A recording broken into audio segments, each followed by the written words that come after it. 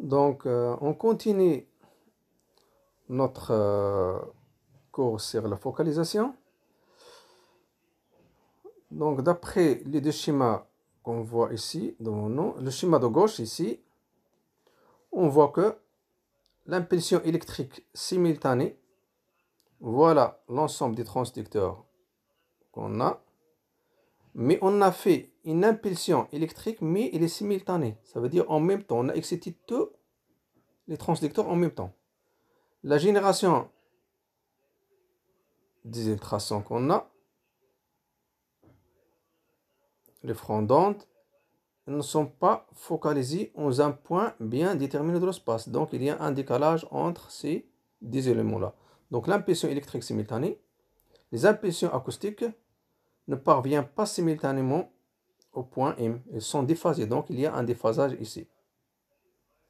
Par contre, si on fait l'impulsion électrique déphasée ligne de retard, les impulsions acoustiques parviennent simultanément à un point de la zone focale où ils s'additionnent pour former une seule onde de forte amplitude. Voilà les pièces piézoélectriques, les transducteurs, mais l'impulsion électrique de chaque transducteur, et donc de ces impulsions-là, elles sont déphasées. Ça veut dire qu'il y a des retards en ce qui concerne l'excitation de ces transducteurs.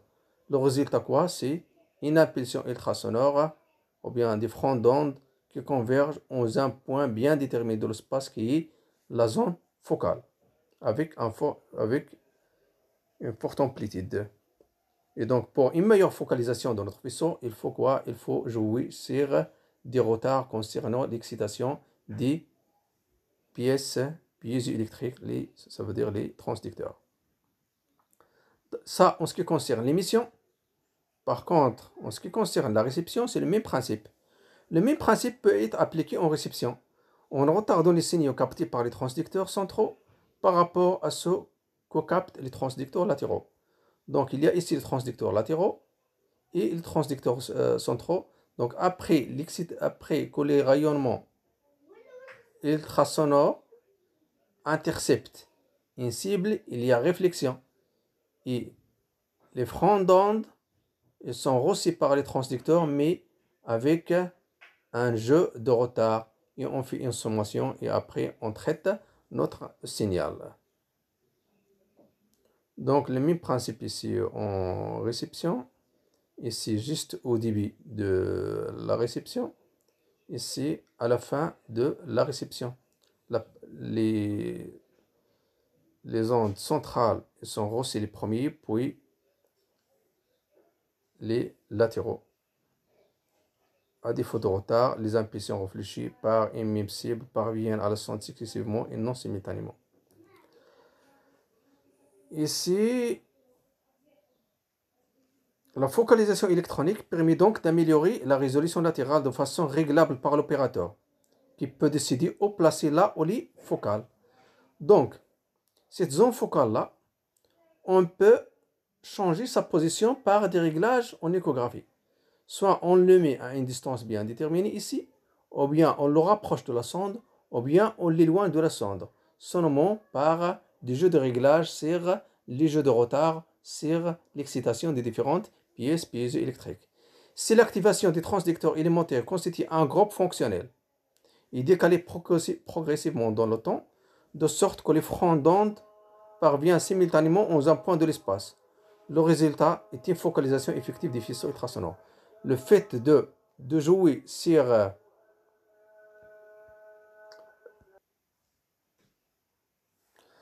donc on a dit que la focalisation permet donc d'améliorer la résolution latérale de façon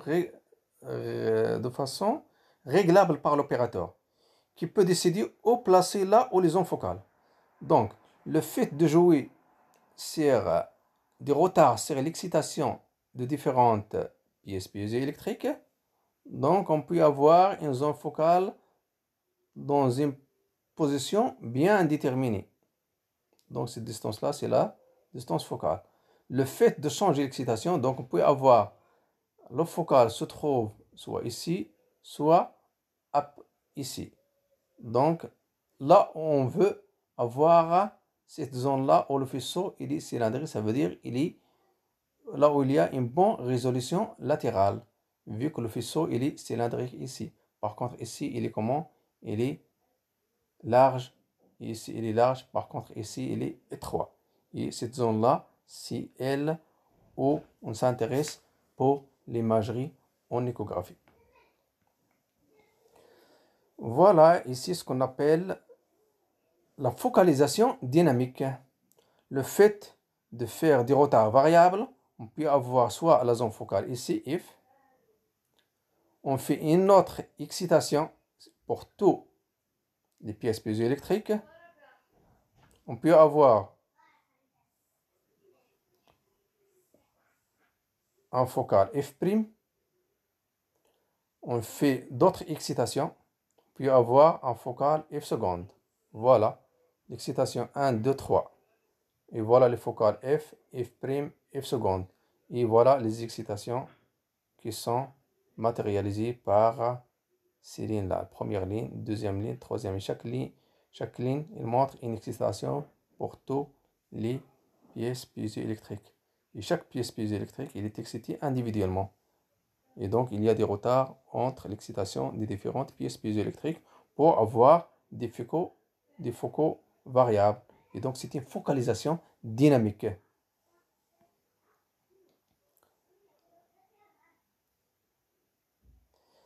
Voilà ici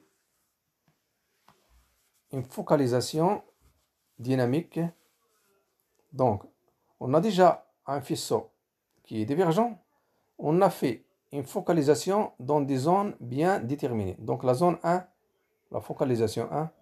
Puis, dans la zone 2, vous avez une focalisation ici. La zone 3, vous avez une focalisation ici. La zone 4, vous avez une focalisation ici. Donc, à l'émission. Et c'est la même chose pour la réception.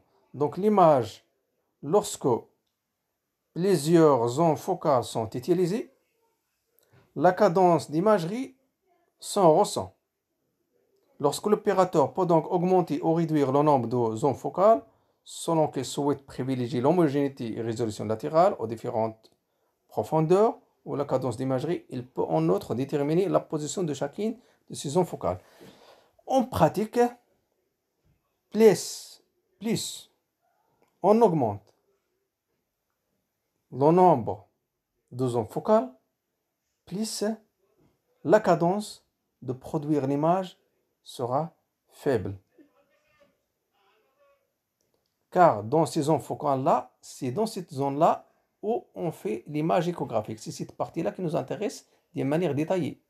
Par contre, le reste, non. Par contre, lorsqu'on fait deux zones focales, donc on doit avoir des images nettes dans cette zone et dans cette zone.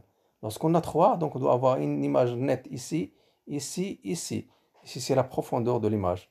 Donc la zone ici sera nette, puis la deuxième, la troisième et la quatrième. Par contre, lorsqu'on fait seulement une seule zone, on doit avoir seulement l'image elle est nette dans cette zone. Et au-delà et avant, il ne sera pas net. Il sera légèrement dégradé. Donc, plus on augmente le nombre de focaux, plus on a une image nette dans sa totalité, mais la cadence de l'image sera faible. Donc, l'image échographique peut être construite par étapes en ajustant la focalisation électronique successivement à différentes profondeurs. Voilà ici, exemple, l'augmentation du nombre de zones focales permet une meilleure résolution latérale et une homogénéité des faisceaux, mais réduit la cadence d'image. Ici, c'est le résultat. Donc, l'image, elle est nette pour toute la profondeur de la superficie jusqu'à les zones lointaines. Ici, des exemples dans lesquels on compare les différentes images suivant la zone de focalisation. Voici des images obtenues avec la même sonde fonctionnant à la même fréquence et sur la même incidence, en faisant varier seulement la position et le nombre de zones focales. Ici, une image dans laquelle on a fait une focalisation superficielle. Ici, une image dans laquelle vous avez seulement une image qui est correcte. Vous avez une position centrale.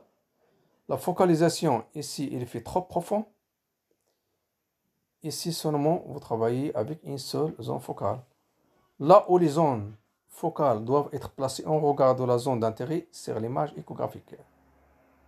Donc, plus on met notre zone d'intérêt exactement à la zone focale des faisceaux, on aura cette image-là, elle est de meilleure qualité. Par contre, lorsque la zone focale est éloignée de la zone d'intérêt, cette zone d'intérêt ne sera pas bien visible à l'écran, il sera dégradé en matière de qualité. Et donc, on a fini en ce qui concerne la focalisation de notre faisceau ultrasonore. Donc, il reste une autre partie concernant l'interaction rayonnement-matière. Ça veut dire les ultrasons avec la matière, qui est l'objet de notre science. Donc, si on résume, on a parlé de la production des ultrasons, puis on a parlé de la résolution axiale et latérale. Concernant la résolution latérale, il faut parler de ce qu'on appelle la notion de faisceau ultrasonore. Et ce faisceau ultrasonore, il faut qu'il introduise la notion de focale ou bien la focalisation.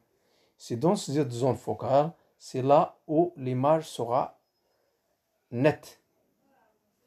C'est là où il faut mettre votre zone d'intérêt en échographie pour avoir une meilleure résolution latérale. Donc, la notion de la résolution latérale fait intervenir la notion de la focalisation. La focalisation soit mécanique, soit électronique. Par contre, la notion de la résolution axiale fait intervenir la notion d'impulsion et la notion de fréquence. Et donc, fin de l'exposé et pour une autre séance. Merci pour votre attention.